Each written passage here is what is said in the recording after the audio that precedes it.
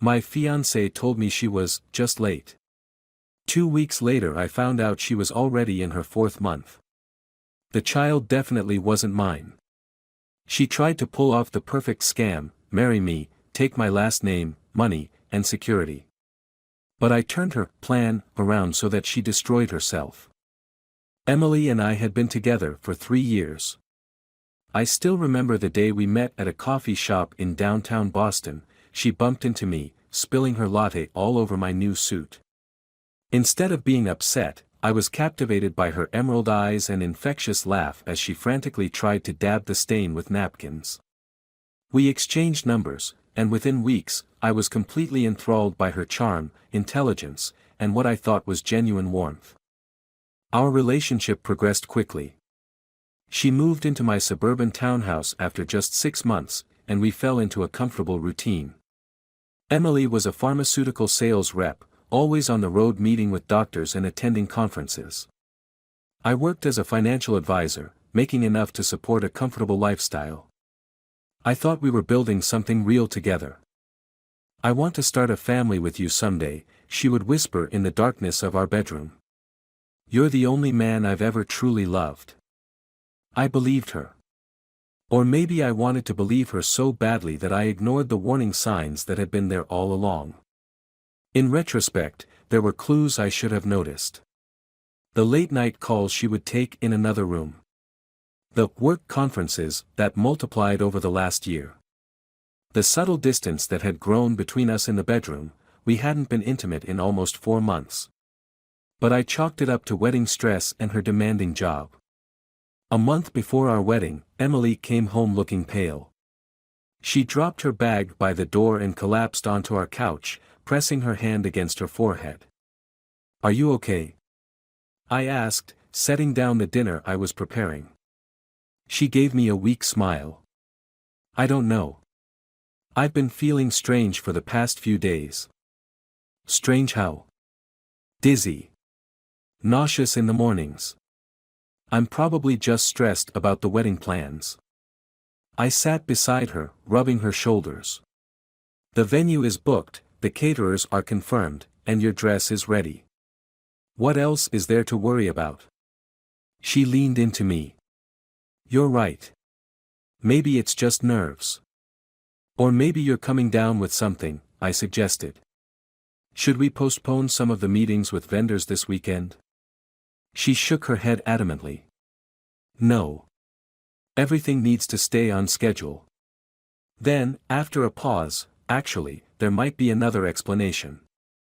I'm late." My heart skipped a beat. "Late as in?" "My period. It's been almost 6 weeks." I tried to hide my surprise. "Maybe it's the stress." "Maybe," she nodded. "But I should probably get a test. Just to be sure." The next day, she texted me from work, "Got a test. Taking it tonight." I came home early and found her in the bathroom. She emerged with the test in her hand, her expression unreadable. "Well?" I asked. She slowly turned the test toward me. 2 pink lines. "Oh my God," she gasped, her hand flying to her mouth. "Daniel, I'm pregnant." I stood frozen. A child.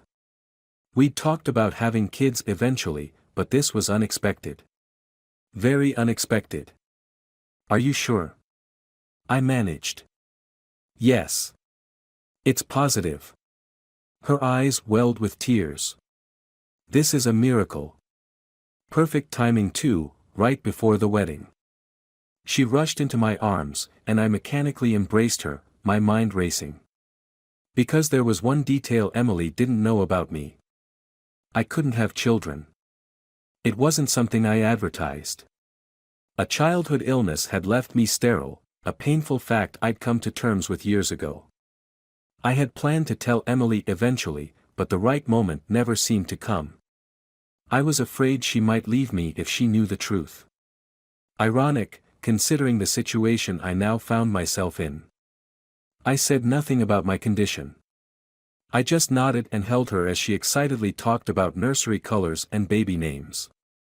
But inside, my world was collapsing. Every tender memory, every "I love you," every promise suddenly felt hollow. That night, as Emily slept soundly beside me, I stared at the ceiling, methodically dissecting our relationship. How long had she been unfaithful? Was it just one man or several? Had she laughed about me with her lover? And most importantly, what was her endgame? By morning, I understood her plan. It was elegant in its simplicity: marry me, claim the child was mine, secure my name, my house, my financial support, and the respectability of being a married mother rather than a single one. If we ever divorced, she'd get half of everything plus child support for 18 years. Perfect. I went to work that day with a calmness that surprised even me. I smiled at colleagues, made small talk, and performed my duties as if my life hadn't just shattered. During lunch, I began my research. I read divorce laws, paternity rights, and cases similar to mine. I made lists, drafted timelines, and started to formulate my response. For the next few days, I played the excited father-to-be. I brought Emily prenatal vitamins, downloaded baby apps, and even started a Pinterest board for nursery ideas. She was delighted, no doubt believing her scheme was working flawlessly. "You're going to be such an amazing dad," she told me over dinner, reaching for my hand. I squeezed hers gently. "And you're going to be an incredible mother. I think we should get you to a doctor soon, though. Make sure everything's progressing normally." A flash of anxiety crossed her face. "It's still so early. Most women don't go until they're at least 8 or 10 weeks along."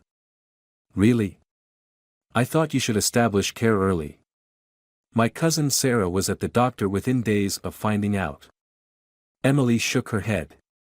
"Every pregnancy is different. I'd rather wait a bit." I nodded understandingly. "Of course, whatever you're comfortable with. No rush." But over the next week, I casually brought up medical care in different ways.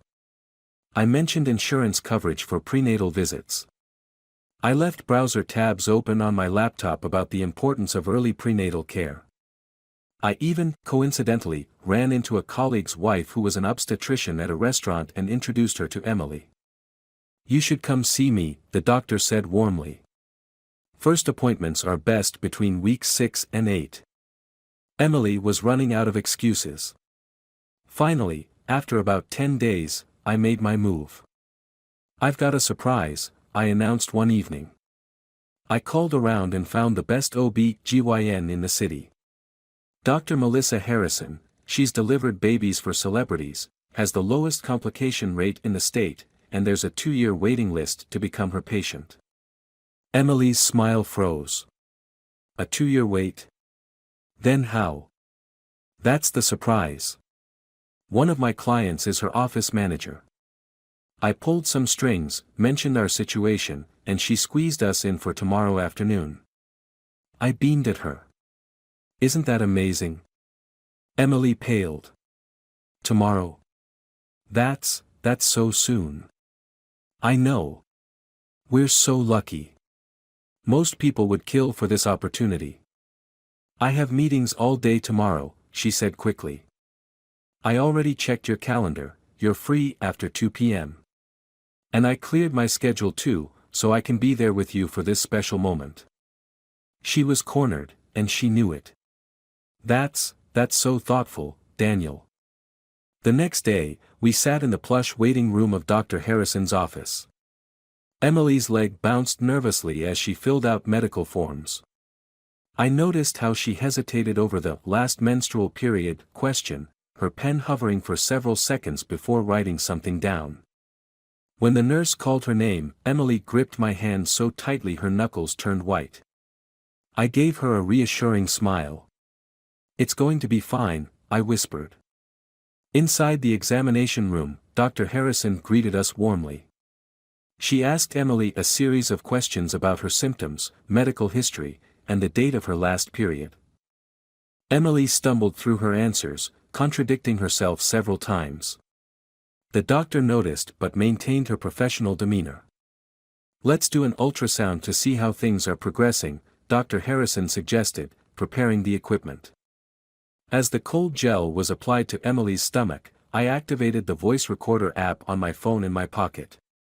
The doctor moved the wand over Emily's abdomen, studying the screen that was angled away from us.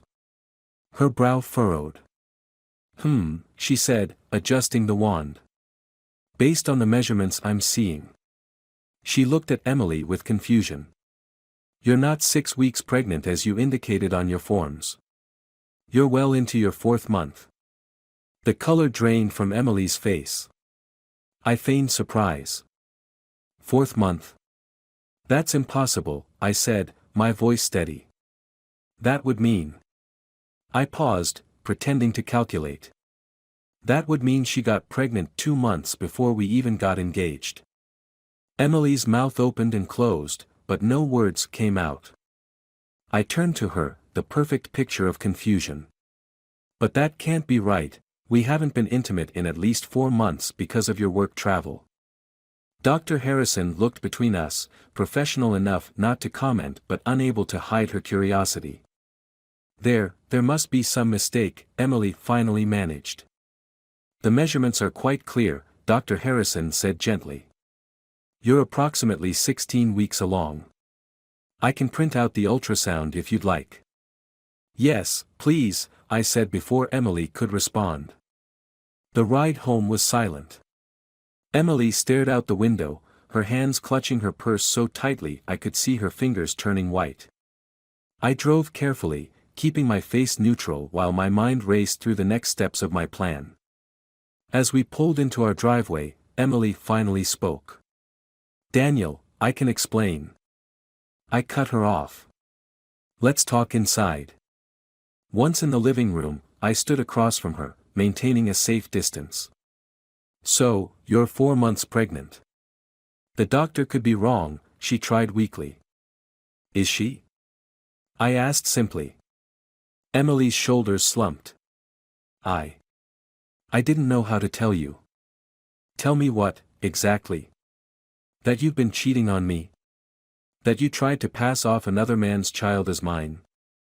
It's not like that. I pulled out my phone and held it up. I recorded our conversation with the doctor. Her eyes widened with panic. You what? Why would you do that? Because I knew you were lying from the moment you showed me that pregnancy test. How could you possibly? Because I can't have children, Emily. The revelation hit her like a physical blow. She sank onto the couch, her mouth hanging open. What? I'm sterile. Have been since I was 14. Medical records to prove it. Her face contorted as the implications sank in. Why didn't you ever tell me? I laughed bitterly. I was going to. I should have. But now I'm glad I didn't, because it revealed who you really are. Emily's shock quickly morphed into calculation, I could almost see her mind working, trying to find a new angle. Daniel, I made a mistake. One terrible mistake. But I love you. We can work through this. I'll terminate the pregnancy. We can start fresh. Terminate the pregnancy? I repeated, letting disgust seep into my voice. You're willing to end a life to keep your meal ticket. That's not what I meant. I don't want to lose you. You never had me, I said quietly. Not really. You had a fantasy of what I could provide.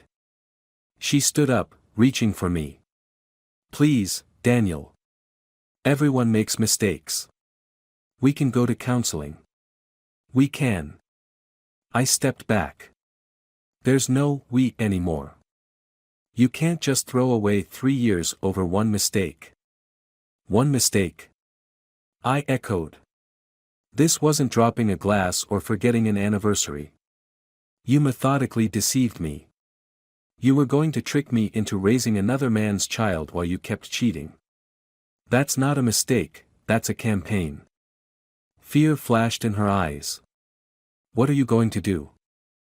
I smiled then, and something in my expression made her shrink back. I'm going to cancel our wedding. Daniel. And then I'm going to make sure everyone knows exactly why. Her face hardened. You wouldn't dare. Why not? Are you ashamed of your actions? I thought it was just one mistake. Emily's tone changed, her voice dropping to a threatening whisper. If you humiliate me, I'll destroy you. I'll tell everyone you were abusive, controlling. With what proof? I cut in. Meanwhile, I have medical records proving my sterility, dated years before I met you. I have a recording of today's doctor's appointment. I have text messages from you confirming we haven't been intimate in months. I leaned closer. Who do you think people will believe? The realization of her position washed over her face. You can't do this, she whispered. I already am. That night, I moved into a hotel. The following morning, I began executing the rest of my plan. First, I sent a mass email to our wedding guests explaining that the wedding was cancelled due to irreconcilable differences. Vague enough to be polite, but raising enough questions to make people curious. Next, I called Emily's parents, with whom I'd always had a good relationship. Her mother answered. Daniel? Is everything all right? We got your email about the wedding. No, Margaret, everything isn't all right, I said, my voice heavy with rehearsed sorrow. I needed to speak with you directly because I respect you and Robert too much to leave you in the dark. I proceeded to tell them everything, including playing portions of the recording from the doctor's office. There was a long silence after I finished. We had no idea, Margaret finally said, her voice shaking. Are you absolutely certain? Unfortunately, yes. I wanted you to hear it from me before rumors started. Emily will need your support now more than ever.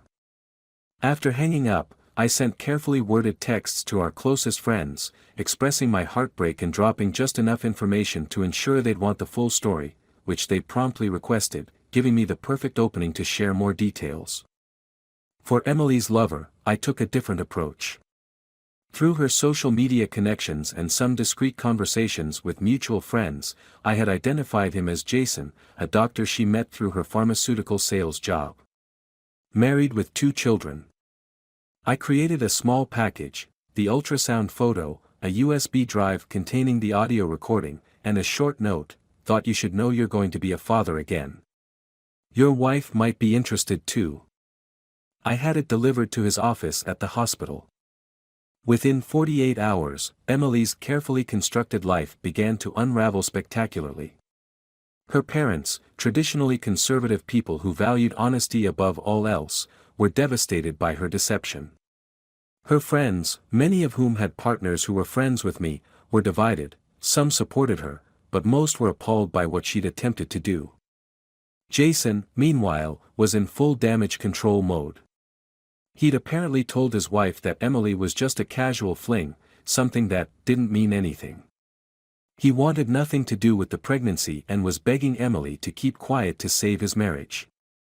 I watched it all unfold from a distance, methodically changing the locks on my house, closing our joint bank accounts, and consulting with lawyers to protect myself from any potential retaliation.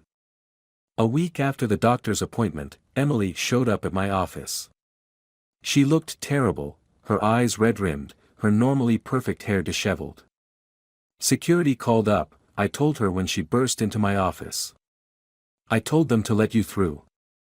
I figured we should have this conversation once and be done with it. How could you, she hissed, tears streaming down her face. You've destroyed everything. No, Emily. You destroyed everything the moment you decided to lie. I made a mistake. And now you're facing the consequences. She collapsed into a chair. My parents won't even look at me. Half my friends have blocked me. Jason's wife is threatening to sue me for alienation of affection. She looked up at me, suddenly vulnerable. Where am I supposed to go? What am I supposed to do now? For a brief moment, I felt a flicker of pity. Then I remembered the calculated look in her eyes as she showed me the pregnancy test, the way she'd planned to use me for years to come. That's not my problem anymore. I stood up. I've arranged for a moving company to box up your things. They'll deliver them wherever you want. After that, I don't want any further contact. Just like that, she whispered. 3 years, and you can walk away just like that? I looked at her for a long moment. You made it easy. She left my office a broken woman, shoulders slumped in defeat. I should have felt triumphant, but instead, I felt hollow. In the months that followed, I heard through mutual acquaintances that Emily had moved back to her hometown in Michigan. Jason had apparently agreed to some financial support but wanted no role in the child's life. Her parents, after the initial shock, had reluctantly taken her in. As for me, I sold the house, too many memories, and moved to a downtown apartment. I threw myself into work, avoided dating, and tried to process the betrayal through therapy. I thought getting revenge would bring closure, but it only left me with more questions about how I could have been so blind, how I could have loved someone who never truly existed. Sometimes, late at night, I still think about the child. An innocent caught in the crossfire of adult deception. I've set up an anonymous trust fund for them, payable when they turn 18. It's not their fault how they came into this world. Emily reached out once more, 6 months after she left. A simple email, I'm sorry. For everything. I wasn't always lying when I said I loved you. I never responded. Some bridges, once burned, cannot be rebuilt. She has nothing now, at least, nothing of what she schemed for. No financial security, no respectable married life, no devoted husband blind to her infidelity. And me? I'm starting over. Slowly learning to trust again. Building a new life from the ashes of what I thought was real. But sometimes I wonder if either of us truly won in the end.